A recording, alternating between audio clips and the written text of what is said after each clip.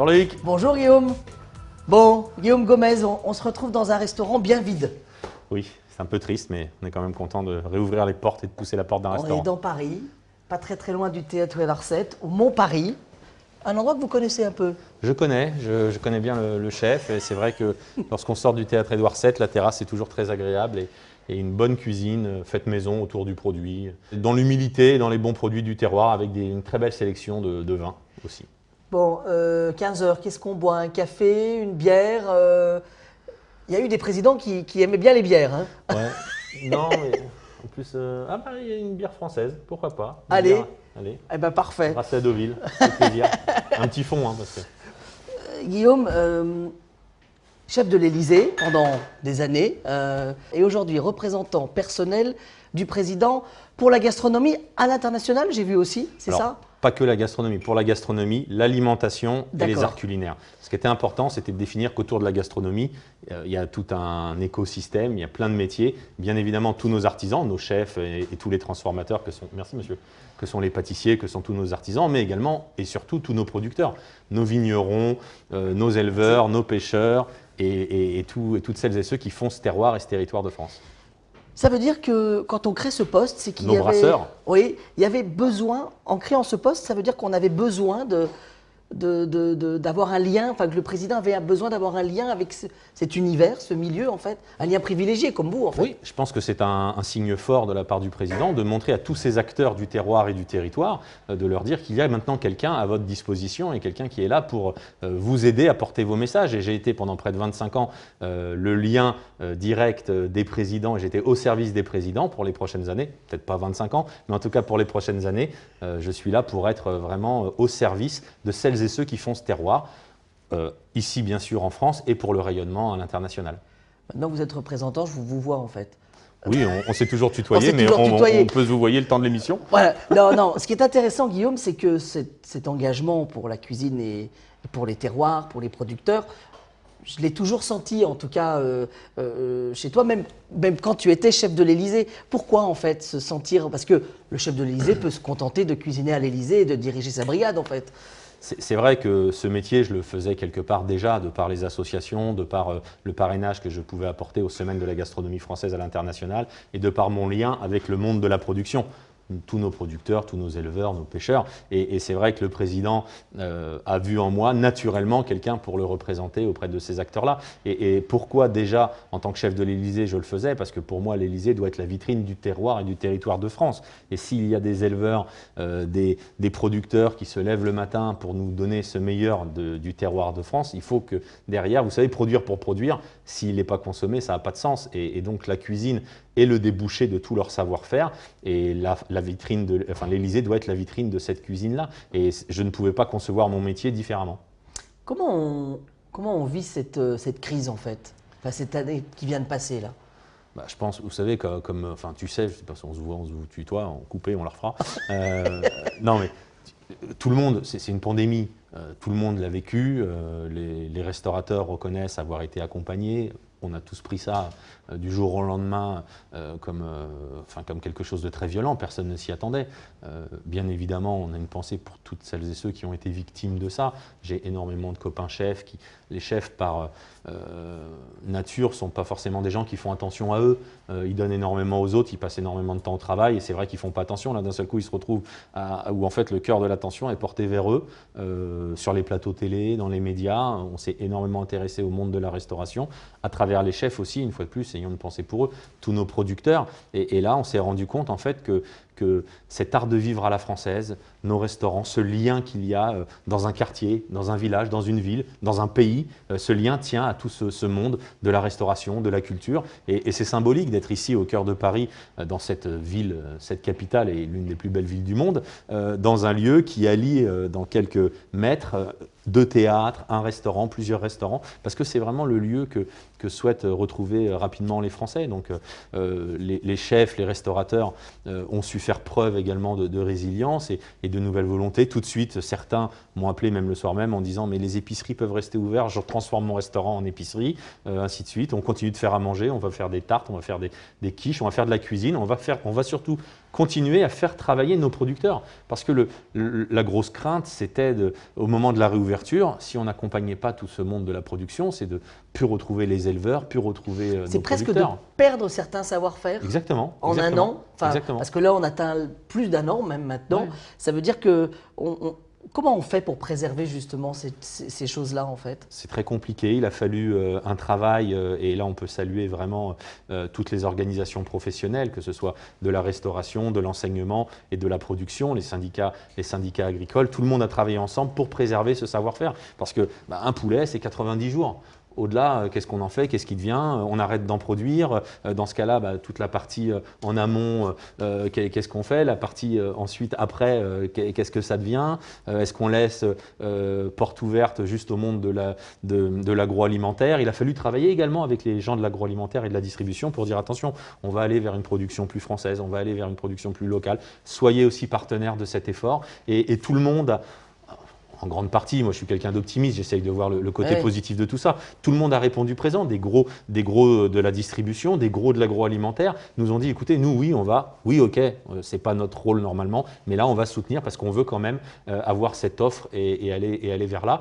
Et on a pu, alors il y aura toujours malheureusement des gens qui n'auront pas survécu à la crise économique, mais des messages que j'entends, en tout cas tous les producteurs, il a fallu faire un peu de cas par cas aussi, c'est là où des grossistes, notamment sur Rungis, ont joué un jeu aussi de relais en disant vous savez, nous on travaille avec des petits producteurs qui là, eux, ne sont pas concernés par les aides, ne sont pas concernés par ceci, par cela, ou n'ont pas de visibilité.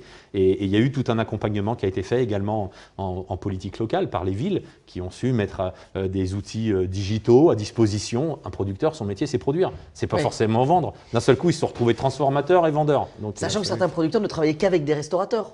Donc il a fallu trouver une reconversion. Ou, Alors, ceux qui travaillent qu'avec 100%, mais la plupart des producteurs des petits, de notre territoire sur des petites productions ont au moins 70-80% en direction de la restauration. Donc pour certains, c'était, même si ce n'était pas 100%, c'était 80%. De toute façon, ce qui n'est pas viable. Donc il a fallu changer tout ça. Et les restaurateurs, notamment avec la vente à emporter, alors moi j'appuie beaucoup sur la vente à emporter, je sais qu'elle est un petit peu critiquée en ce moment, mais que ce soit la vente à emporter ou les livraisons, il faut savoir qu'il existe des outils vertueux, pas seulement les grands mondiaux qui sont connus et qui peut-être ne respectent pas tout ce qu'ils devraient respecter, mais il y a quand même des jeunes startups qui se sont lancés justement en disant mais nous, c'est pas ce qu'on veut non plus pour de la livraison. On veut un système vertueux de click and collect ou de livraison en accord avec les valeurs que sont nos valeurs. On a même vu des auberges, enfin moi en tout cas à la campagne, ou des auberges qui se mettent à faire de la vente à emporter et qui cartonnent. Parce que ce que j'ai trouvé intéressant aussi pendant cette crise, c'est qu'on a eu un sentiment que les Français ont souvent livré leur déclaration d'amour aux restaurateurs. Parce que l'auberge à laquelle je pense, en montagne bourbonnaise, entre Vichy et Roanne, des gens y allaient presque par militantisme. Ils y allaient pour dire on veut les soutenir, tous les week-ends je commande un plat. Ça c'est beau ça aussi, non? On ne le dira jamais assez et je pense qu'avec cette crise, c'est aussi ce qu'il faudra retenir, c'est que consommer est un acte politique, est un acte fort. C'est Perico Légas qui l'exprime souvent et il a entièrement raison. On est citoyen quand on mange? Mais exactement, c'est votre choix. Quand vous faites le choix d'aller acheter du pain de mie en supermarché, ne vous étonnez pas que des boulangeries ferment. C'est un choix et uni en effet. Et les gens se sont rendus compte qu'en allant vers ces restaurateurs, vous savez, le restaurateur, il est le lien de tout ça. Le restaurateur tout seul, il ne peut rien faire. Sans le client, il ne vit pas. Mais sans les producteurs, il ne fait rien. Moi, je suis chef de cuisine, mais je suis un transformateur. J'ai jamais su faire pousser une carotte, une botte de ciboulette ou encore moins élever un petit cochon. Donc, il faut des gens dont leur savoir-faire est le métier. Et le restaurateur est le lien de tout ça. Et en allant, quand vous êtes dans un territoire, quand vous êtes dans une grande ville, en allant vers ce restaurateur ou vers l'épicier ou vers l'auberge, vous faites vivre tout un écosystème, toute une économie circulaire autour de la restauration. On le dit souvent de la fourche à la fourchette, aujourd'hui on va plus loin de ça, puisqu'on part de la terre, des semences, à l'anti-gaspi, jusqu'au traitement de nos déchets, à la valorisation des poubelles, donc de la terre à la poubelle. Quel est votre quotidien? Quel est ton quotidien finalement aujourd'hui? Aujourd'hui, il est un petit peu différent. Le président m'a nommé donc son représentant personnel à ce titre d'ambassadeur de la gastronomie pour être ce lien avec tous les acteurs du monde de la gastronomie. Mais ça va en ce moment à travailler avec toutes les organisations professionnelles, les différents syndicats hôteliers, les chefs, les indépendants, le monde de la production, tout le monde de la restauration avec les ministres compétents. C'est créer quoi? Un lien privilégié, un lien qui les comprend. Enfin, C'est faire une interface avoir entre, quelqu'un déjà avec une certaine expertise, ouais, une certaine légitimité. entre le politique et quelqu'un de chez eux, exactement, voilà. quelqu'un de chez eux et quelqu'un qui fait remonter les informations, non pas sans filtre, mais avec les bons côtés comme les mauvais côtés et savoir juger. Et puis des fois aussi tempérer d'un côté ou de l'autre, mais surtout les professionnels et les chefs, vous savez ce que c'est les chefs quand… Voilà, donc il a fallu pour certains leur dire attends, là reconnais que là c'est fait. Je veux bien t'appuyer sur ce côté-là, mais par contre, là, je ne peux pas parce que ça n'a rien à voir. Enfin, certains ont réclamé non, mais il faut baisser la TVA, il faut faire ceci, il faut faire cela. Ce n'est pas le sujet là. Là, le sujet, c'est comment est-ce qu'on sort de cette crise, comment est-ce qu'on accompagne nos apprentis, comment est-ce qu'on accompagne nos producteurs. Donc voilà, ça s'est très bien passé. Le discours, le dialogue, je pense que des deux côtés, tout le monde trouve que le dialogue a pu s'instaurer et on va vers un débouché de crise. Donc mon travail consiste à ça pour le moment, on va dire, avec jusqu'à la relance de l'activité. Ensuite, j'ai tout un rôle sur l'attractivité et le rayonnement de la gastronomie française, et une fois de plus, à travers le mot gastronomie, toutes celles et ceux qui le font, donc aussi bien sur le plan national qu'international, en allant jusqu'à la vision de ce que l'on souhaite pour notre alimentation, pour les grands événements internationaux comme la Coupe du Monde de rugby et les Jeux olympiques et paralympiques. Pour que la gastronomie soit aussi à ces moments-là, en fait. Exactement, mise en avant. parce qu'à travers la gastronomie, on le dit assez souvent, mais on passe bien évidemment des goûts, des saveurs, des savoir-faire, mais également des valeurs. Et comme je vous l'ai dit, du traitement de nos produits, donc le traitement des sols, les semences, tout est important. Notre manière d'appréhender finalement l'agriculture aussi. Exactement, on travaille avec tous les syndicats agricoles, avec tous nos producteurs, pour que sur ces grands événements internationaux, tout soit important et aussi bien l'égalité femmes-hommes, aussi bien nos jeunes travailleurs handicapés, aussi bien l'aspect anti-gaspillage, traitement des déchets, tout doit être pris en compte et pas se dire c'est parce qu'on a une belle fête pendant ces temps-là, il faut oublier ça. Non, il faut que tout soit pris en compte parce que la France, c'est ça.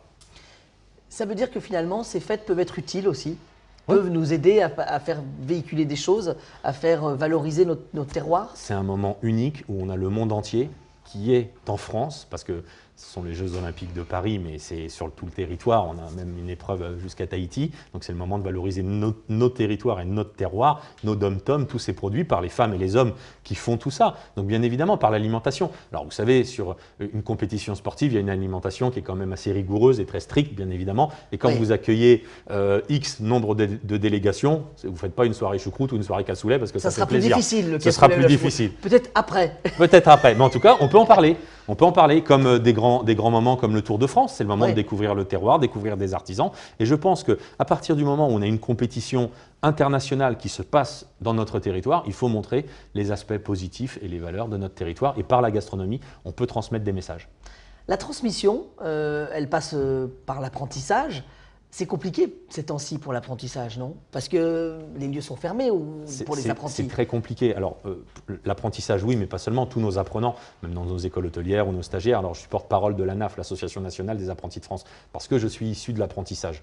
Donc, Vous y croyez à cet apprentissage à la française? Non seulement j'y crois, mais j'en suis le résultat. J'ai eu un maître d'apprentissage, Johnny Benariac, qui m'a inculqué, au-delà des recettes, un savoir-faire, des valeurs, et cette notion de travail. Donc bien sûr que je crois à l'apprentissage. Aujourd'hui, on dialogue beaucoup avec les professeurs, avec les apprentis qui sont en plein désarroi, de se dire est-ce que j'ai choisi la bonne voie, est-ce que c'est le moment de se lancer dans la restauration. Voilà, on leur dit il faut y croire, on va avoir besoin de vous, bien évidemment, vous êtes l'avenir.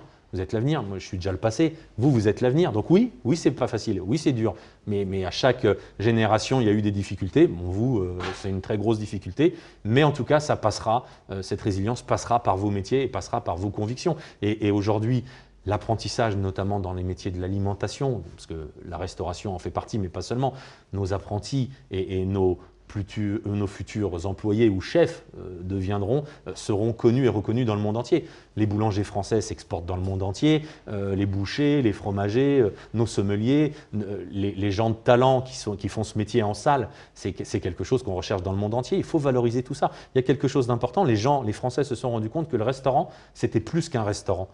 Au-delà du bon moment qu'ils pouvaient y passer une fois de temps en temps, certains peut-être une fois par trimestre, juste passer devant ou juste égayer la vie de quartier, il y a des gens qui ne rentrent jamais dans un restaurant, mais ils sont très contents qu'il y en ait un dans le village ou dans le quartier. En fait, ils se sont rendus compte qu'à l'intérieur, c'était une somme de savoir-faire. Et c'est tout ça qu'il faut mettre en avant. Et j'espère notamment qu'avec l'année de la gastronomie, on remettra au cœur du sujet tous ces métiers du restaurateur. Comment on arrive à faire vivre cette année de la gastronomie dans ce moment difficile où finalement les principaux ambassades ne sont pas encore ouvertes. Enfin, L'année de la gastronomie commencera bien évidemment à la réouverture des restaurants, à partir du moment où les restaurants pourront réouvrir. Mais d'ici là, nous travaillons avec tout un comité stratégique sur qu'est-ce que l'on souhaite pour notre gastronomie, mais pas la gastronomie. Le but, c'est pas de faire de la fête pendant un an et dire c'était l'année de la gastronomie, c'est de construire un socle commun avec tous ces acteurs, des producteurs jusqu'aux consommateurs, de dire qu'est-ce que l'on souhaite pour notre gastronomie et construire un socle à court terme, moyen terme et très long terme sur l'avenir de la restauration et l'avenir de la gastronomie. Juste quand on devient représentant du président, on a une feuille de route, on a une ligne conductrice, enfin, comment on travaille en fait, comment ça se passe? Oui, bien sûr, j'ai une lettre de mission pour le président qui m'a été attribuée, bien évidemment, mais au-delà de ça, on construit, c'est-à-dire que le poste n'existe pas, on construit ce poste avec les acteurs du monde de la gastronomie, quels sont leurs besoins et au quotidien. Et on travaille étroitement avec les différents ministres. Il faut savoir que, bien évidemment, on a des liens avec le ministère des Finances, l'industrie, l'artisanat, également l'agriculture, l'alimentation, mais aussi des ministères, par exemple, comme la jeunesse, comme avec Sophie Cluzel sur les jeunes travailleurs handicapés et ainsi de suite. Et on travaille avec Clément Beaune pour l'Europe, parce que beaucoup de choses se passent à l'Europe. Et on construit ensemble cette mission autour de notre gastronomie. Pour toi, quel est l'objectif que tu t'es donné? Est-ce qu'il y a un point, une destination en fait, en tout cas? Déjà, la mission va jusqu'aux Jeux Olympiques et d'ici là, ce qu'on aimerait tous, c'est que comprendre que le mot gastronomie, même s'il se veut un peu élitiste de par sa définition, il ne l'est pas. La gastronomie, ça touche tout le monde. La gastronomie, c'est avant tout populaire, se nourrir, l'alimentation. Et ce qu'on souhaite, c'est que chaque Française et chaque Français se réapproprie cette alimentation. On milite avec de nombreux chefs depuis des années pour des semaines du goût, pour une éducation autour de l'alimentation, autour du produit. Les médias ont fait énormément de travail là-dessus. Toutes ces émissions culinaires ont permis aux gens de s'intéresser à ce qu'ils avaient dans leur assiette. Alors il a peut-être fallu passer malheureusement par des scandales sanitaires où les gens se rendent compte que tiens, si je mangeais ça, je ne le savais pas. Et aujourd'hui, il y a un vrai intérêt pour ça. Remettre le produit au cœur de l'alimentation, la saisonnalité bien sûr, et la reconnaissance des producteurs et du travail qui est fait. Quand vous ouvrez le frigo et que vous mettez votre produit sur la table ou dans la casserole ou dans l'assiette, derrière, il y a une femme, il y a un homme, il y a du travail. Et c'est reconnaître ça. Est-ce que ça, on ne l'a pas encore plus mis en avant dans cette crise, en fait, finalement? J'ai le sentiment que le restaurant, les Français ont déclaré leur flamme au restaurant, et aussi un attachement, j'ai le sentiment qu'on mangera différemment. Je l'espère bien évidemment, je le souhaite, et tout le monde travaille dans ce sens-là. Je pense en effet que les gens se sont rendus compte qu'on était peut-être allé trop loin dans un monde de consommation sans forcément prêter attention à notre alimentation, alors que c'est quand même important. Dans les années 50, c'était une part importante du budget, ça l'était de moins en moins. Donc à quel moment est-ce que l'on préfère mettre X euros dans un loisir, dans un jeu vidéo, plutôt que dans l'alimentation? Bon, c'est des questions de choix et je pense que les gens ont commencé à réfléchir à tout ça. Et ils se sont rendus compte qu'en cuisinant, en respectant les saisons, en fait, le coût n'était pas différent. Au contraire, ils gagnaient même un petit peu d'argent. On a eu des témoignages. C'est en ce moment l'année des fruits et légumes. Donc, j'ai la chance de parrainer cette belle initiative aussi des Nations Unies. Les gens se sont rendus compte qu'en allant aussi vers une alimentation un petit peu différente, en consommant de la viande de meilleure qualité, mais moins souvent, on arrivait à la fin du mois à faire des économies. Cette reprise, comment on l'imagine en fait?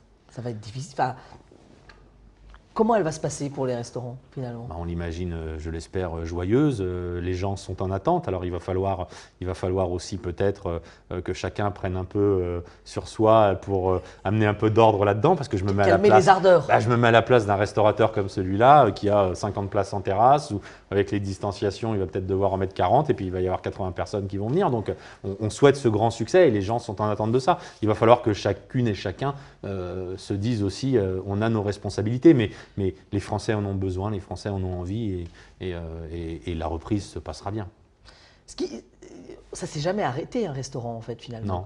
Si j'ai bien compris, dans l'histoire même de la création des restaurants depuis 200 ans, même pendant les guerres, les restaurants sont ouverts. Ce qui veut dire que ce moment qu'on vit est historique, parce qu'il va falloir remettre en route toute une industrie, on peut le dire, même si elle est artisanale, c'est une industrie aussi. C'est une industrie, une fois de plus, de la production. Comment on s'y prépare à ça en fait? Alors, on travaille avec toutes les filières, parce qu'il ne faut pas oublier aucune filière. C'est-à-dire qu'il ne suffit pas de dire on réouvre les restaurants sans avoir consulté les producteurs, sans avoir consulté le monde de la distribution. On travaille étroitement avec Rungis notamment, qui est le plus grand marché au monde, il faut le savoir. Rungis nourrit les Français, mais nourrit la planète. Donc il faut remettre tout ça en route pour que, au moment où on va réouvrir les restaurants, les producteurs aient pu préparer tout ce qu'il fallait, mais que le monde de la distribution soit aussi pleinement intégré à ça, parce qu'il faut peut-être réembaucher. On le voit avec le bâtiment, là, qui manque de, on se dit, qui manque de fournitures ou de matières premières. Ça veut dire que c'est aussi un challenge finalement, cette reprise. C'est un challenge. Les bonnes volontés, tout le monde le souhaite. Oui. Les restaurateurs, pas plus tard qu'il y a 2-3 jours, je passais déjà devant des restaurants où ils avaient commencé à ressortir le mobilier, à tout laver, à gratter les chewing-gums, l'incivilité des gens avant. On espère que ça ne reviendra pas après. Ils commencent à préparer tout ça parce que tout le monde a envie de tout ça. Il faut savoir que le métier était déjà en crise avant le Covid. Près de 300 000 postes à pourvoir. On parlait de l'apprentissage tout à l'heure. Près de 300 000 postes à pourvoir avant le Covid. Là, on estime, les organisations syndicales estiment à plus de 100 000 personnes ceux qui ont quitté le métier. Donc, on ne va pas retrouver un métier en très bon état. Il va falloir l'accompagner, il va falloir travailler à tout ça, un avenir de la restauration, réintéresser les jeunes au métier de restaurateur, qui est un vrai métier. Quand vous êtes restaurateur, vous n'êtes pas chef de cuisine, vous n'êtes pas maître d'hôtel, vous êtes restaurateur. C'est un métier. Donc, il va falloir retravailler sur tout ça avec tout le monde. Ça veut dire que pour les hôteliers et les restaurateurs et les établissements comme les bars ou les discothèques, on va manquer de personnel. Enfin, si tous ces gens sont partis, en fait, comment on va retrouver ces gens-là, en fait? On ne sait pas, en fait, ce qui va se passer si on va manquer de personnel. Les organisations syndicales estiment que des gens ont quitté le métier, mais d'autres se sont reconvertis. D'autres qui avaient des métiers, des fois sur l'international, sur le voyage, malheureusement, pour le moment, ne peuvent pas partir. On a nos étudiants qui sont aussi une manne d'emploi importante pour le monde de la restauration. Beaucoup de jeunes étudiants travaillent en salle ou dans les offices, dans les cuisines. Donc, on a des étudiants qui sont en attente de ça. Donc, en fait, on va réouvrir au fur et à mesure, et au fur et à mesure, on va voir tout ça. Je sais que les organisations professionnelles réfléchissent à des champs d'action, notamment pour recruter, pour intéresser les jeunes. Peut-être déplacer les formations, peut-être pour certaines en raccourcir, et pour d'autres les allonger en les mettant plus souvent dans l'entreprise, mais en rallongeant un petit peu le temps de formation. Beaucoup de choses sont à l'étude, et ce qu'il faut, c'est reprendre goût à la vie et revenir dans les restaurants, que tout le monde, bien évidemment, mais même dans sa consommation, une fois de plus, pas qu'au restaurant. Quand vous faites les courses dans vos commerçants, chez vos artisans ou dans votre supermarché, peu importe le choix que vous avez fait, regardez les produits français, regardez les vaches, regardez bien les étiquettes, faites attention à la saison, faites attention à tout ça, et encouragez un mode de production qui soit en adéquation avec vos souhaits. On parle des étiquettes, il y en a quelques-unes qui apparaissent sur les façades comme maître restaurateur ou artisan restaurateur, c'est ça? Artisan restaurateur, maître restaurateur sont deux labels. C'est des choses en lesquelles vous croyez, enfin qui sont importantes, parce que c'est des guides aussi pour les gens finalement. Bien sûr, ce sont des labels. Façon de lire le. Ce sont des labels importants. Chacun fait son métier comme il l'entend. On n'est pas là pour juger tel ou tel restaurant. On n'est pas. Moi, je suis pas le guide, un guide culinaire. Peu importe, il y en a plusieurs. Mais quand vous avez un label fait maison, quand vous avez un label maître restaurateur, quand vous avez un label cuisinier aussi. Artisan cuisinier, quand vous avez un label X. Ça veut dire que la personne qui est à l'intérieur fait son métier le mieux qu'elle peut et comme elle le pense. Ça ne veut pas dire que c'est un niveau supérieur par rapport à un autre, mais en tout cas, c'est un gage de qualité. Les gens sont sensibles à ça? Artisan cuisinier ou maître restaurateur? Je pense, je l'espère. On voit le succès que ces labels remportent. Après, vous savez, quand les personnes vont au restaurant, ils ne viennent pas chercher la même chose. Certains viennent chercher une ambiance, certains viennent chercher peut-être la complicité d'amis, pas forcément d'ailleurs ce qu'il y a dans l'assiette. C'est pour ça qu'il faut bien comprendre que restaurateur, ce n'est pas juste l'assiette. C'est important. Pour moi, si je pousse la porte d'un restaurant, je veux bien manger. Mais je peux comprendre qu'il y a des gens qui poussent la porte d'un restaurant et à la limite, on va leur servir à manger. Ils regardent même pas ce qu'ils ont à manger. Ils viennent là pour une ambiance, ils viennent là pour la musique, ils viennent là pour, je sais pas, le cadre, peut-être les cocktails, peut-être juste les desserts, peut-être la cuisine. Mais la cuisine, c'est un maillon de tout ça. Donc quand vous avez un label, ça vous garantit un certain savoir-faire. Bon, alors on a des questions qui ont été posées par les adhérents de l'UMI. Alors on en a sélectionné quelques-unes, on en a deux. Voilà, hop. Je vous les laisse les découvrir. Alors la première, elle est juste là. La gastronomie française est plurielle, les grands chefs ne représentent qu'une infime partie de nos métiers. Comment comptez-vous mettre en avant notre patrimoine culinaire qui fait la part belle aux liens régional, rural et aux producteurs locaux?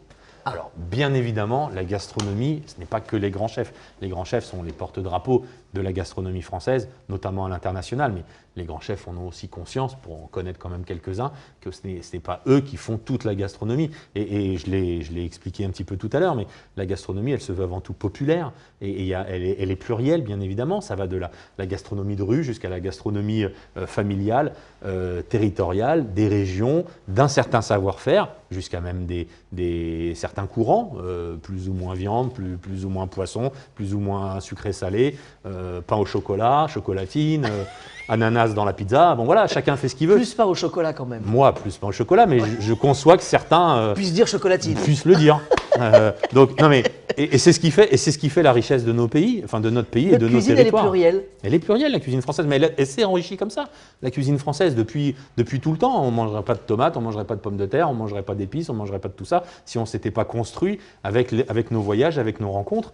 Donc c'est important. Et bien évidemment, on parle des territoires et on compte sur tous nos professionnels, tous nos restaurateurs pour faire rayonner la gastronomie française par les territoires. Elle doit venir des territoires. On y va souvent sur les territoires. Parce que souvent, on peut se dire, bon, il est chef à l'Élysée, c'est finalement une sorte de bulle en fait, l'Élysée. Comment on garde le contact avec le terrain en fait Ça, c'est faux. C'est-à-dire que je peux comprendre que les gens puissent le penser. Je connais la réponse, toi, tu le sais. Mais on l'entend. On s'est déjà souvent vu, que ce soit sur le territoire ou à l'Élysée d'ailleurs. L'international, on ne s'est jamais croisé à l'Élysée. Mais parce que bien évidemment, le travail, il ne faut pas penser, l'Élysée, c'est un lieu historique, ancré dans l'histoire, mais qui n'est pas figé. Les gens qui y travaillent, les gens qui viennent manger sont des contemporains de ce siècle. Donc, bien évidemment… C'est un lieu perméable. Mais tout à fait. Et puis, en plus, il se doit d'être ça. Et puis, comme je vous l'ai dit, à partir du moment où ça doit être la vitrine d'un territoire, on travaille avec nos producteurs, on travaille avec les chefs, on travaille avec ce réseau de chefs des cuisiniers de la République ou de la restauration collective dans nos préfectures, dans nos ambassades. Donc, on est souvent sur la route ? On est souvent sur la route. Et puis, surtout, on peut être amené à suivre le chef de l'État en France sur différentes manifestations. Et notre métier de cuisinier fait que de toute façon, ce soit par les associations avec les concours de cuisine ou dès que les producteurs nous sollicitent pour aller voir un mode de production. Une fois de plus, derrière un produit, il y a une femme, il y a un homme. Il faut comprendre, pour avoir l'histoire de la tomate, si vous rencontrez une fois Daniel Vuillon dans votre vie, vous n'avez plus jamais la même histoire avec une tomate. Vous mangez une figue, si vous avez rencontré une fois dans votre vie Beau, la figue, elle n'a plus jamais la même histoire. Donc moi, j'encourage tous les chefs, mais même tous les consommateurs. Il y a les journées de l'agriculture, il y a les journées de la production. Ouvrez, poussez les portes des fermes, des exploitations. Les producteurs vous accueilleront, tous les producteurs vous accueilleront, ils vont vous expliquer le métier. Le rapport ne sera plus jamais le même. Alors, deuxième question, on y va. Les restaurateurs qui transforment des produits bruts ne représentent qu'un peu plus de 20%, ce qui est très insuffisant. Quand on sait que notre pays, la France, a des productions et des élevages variés de très grande qualité. Bien évidemment, on encourage le fait maison, on ne peut pas empêcher les gens d'ouvrir un restaurant et de ne pas faire ce que l'on souhaite. C'est aux consommateurs, quand on le dit que votre mode de consommation est un choix politique, en effet, posez les questions. C'est l'idée d'artisan cuisinier, par exemple ? C'est l'idée d'artisan cuisinier, c'est l'idée de maître restaurateur, c'est l'idée du label fait maison. Fait maison, ça ne veut pas dire que c'est bon ou que c'est le meilleur restaurant du monde, c'est-à-dire ce que vous mangez, c'est fait ici. Voilà, c'est fait maison. Après, à vous de voir si ça vous plaît, si ça ne vous plaît pas, ainsi de suite. Mais la plupart des gens qui affichent de toute façon, on est pour la transparence et on est pour la communication réelle de ce qui se passe. Et il faut accepter, s'il y a quelque chose que vous ne savez pas faire, de dire « bah non, cette pâtisserie, je ne l'ai pas faite parce que je ne sais pas la faire, c'est mon artisan pâtissier à côté qui me la livre ». Il n'y a pas de honte à ça. Il n'y a pas de honte à ça, au contraire. Bon, pour terminer, vous rêvez de quoi quand vous vous rasez le matin ? Je me rase plus le matin. Je taille. Non, j'ai pas de rêve précis, mais je me souviens jamais de ce que je rêve. Je dors très peu déjà. Juste derrière, il y a des bouquins. On va aller les voir. Quel est le livre qui aurait plus de chances de se retrouver sur votre table de chevet, on va dire? Alors. Il y en a beaucoup, des très bons choix. Il y en a beaucoup. Ouais. Bah déjà, il y en a. Alors, pâtisserie de Lenôtre, le guide des fromages. Il y en a 3 que j'ai. D'accord. Voilà. L'almanach de Jean-Pierre Coff, Juan Albarez, son dernier livre. Alors Juan, je l'aime beaucoup, mais je vais quand même pas le mettre sur ma table de chevet. Oui, c'est mieux dans l'assiette. Oui, tout à fait. Gérald, c'est un très beau livre. C'est un très beau livre, je l'ai également. Le livre de Monsieur Paul, une très belle histoire. Je l'ai eu longtemps sur ma table de chevet parce que c'est un livre qui, c'est pas un livre de cuisine, c'est un livre qui raconte l'histoire de Paul Bocuse, qui raconte le personnage, qui raconte aussi exactement, qui raconte toute cette vie autour de Paul Bocuse. Et il m'a passionné, je l'ai lu plusieurs fois, et pour bien connaître la famille. Mais Jean-Pierre Coff, que tu connaissais bien, qui a fait énormément pour notre cuisine. Non, il y en a beaucoup, il y en a beaucoup. Alors moi, c'est vrai que le repas gastronomique des Français. Alors celui-là, il est important. Ouais. Parce qu'il faut quand même savoir, c'est quand même le lien qui lie aussi les Français, c'est que nous sommes dans la 10e année, parce que malheureusement avec la pandémie on n'a pas pu le fêter, mais le repas gastronomique des Français est classé au patrimoine immatériel et culturel de l'UNESCO. Donc ça veut dire qu'il a un intérêt pour l'humanité. Il a un intérêt pour l'humanité. Les gens se sont rendus compte que dans l'humanité, les Français avaient une particularité, c'était ce lien de se mettre autour d'une table, de commencer par un apéritif, souvent, de manger, entrée, plat, poisson, fromage, dessert, finir avec un digestif. Autour de ça, des gens qui faisaient le service avec un certain savoir-faire, avec tout un cérémonial, des gens qui allaient vous accompagner les plats, des sommeliers, la baguette bien évidemment, le pain qui accompagne tout ça. Donc ça c'est quelque chose qui raconte notre histoire et notre culture française. Donc je pense que j'aurais un petit faible pour... voilà, on est dans les 10 ans, il faut savoir... Il n'y a pas des Parisiens qui veulent classer le Zing ou le bistrot français ou le bistrot parisien mais tout le monde, à l'UNESCO. Tout le monde veut classer son restaurant. Non mais son savoir-faire. Il faut comprendre que l'UNESCO, ce n'est pas une épicerie, on ne classe pas des produits. Ils reconnaissent des savoir-faire. Donc, bien évidemment, le savoir-faire de la zinguerie, c'est quelque chose d'exceptionnel. Le savoir-faire, l'ambiance des bistrots, c'est quelque chose de bien aussi. Je sais que... Bon, là, on n'est pas dans l'ambiance, normalement. Non, il y a plus d'ambiance. Oui, les tables sont dans l'autre sens. Mais c'est vrai qu'il y a... Mais sur le même principe, on travaille avec les gens de la restauration là-dessus. En effet, je suis pour qu'il y ait une reconnaissance de l'ambiance, de ce savoir-faire. Qu'est-ce qui fait qu'un bistrot français, vous savez que vous êtes en France? Qu'est-ce qui fait qu'un restaurant de tapas en Espagne, vous savez que vous êtes en Espagne? Qu'est-ce qui fait que quand vous êtes dans un café viennois, voilà, c'est ce savoir-faire qu'il faut reconnaître, qui fait quand même force dans chacun de nos pays. Bon, merci voilà, Guillaume Gomez. Merci à vous Loïc Ballet pour tout ce que vous faites pour la reconnaissance de nos métiers, il faut le dire. Non, mais merci d'être venu jusqu'à nous. Voilà. Bon, on referme le restaurant. Allez. On l'avait même pas ouvert. Non.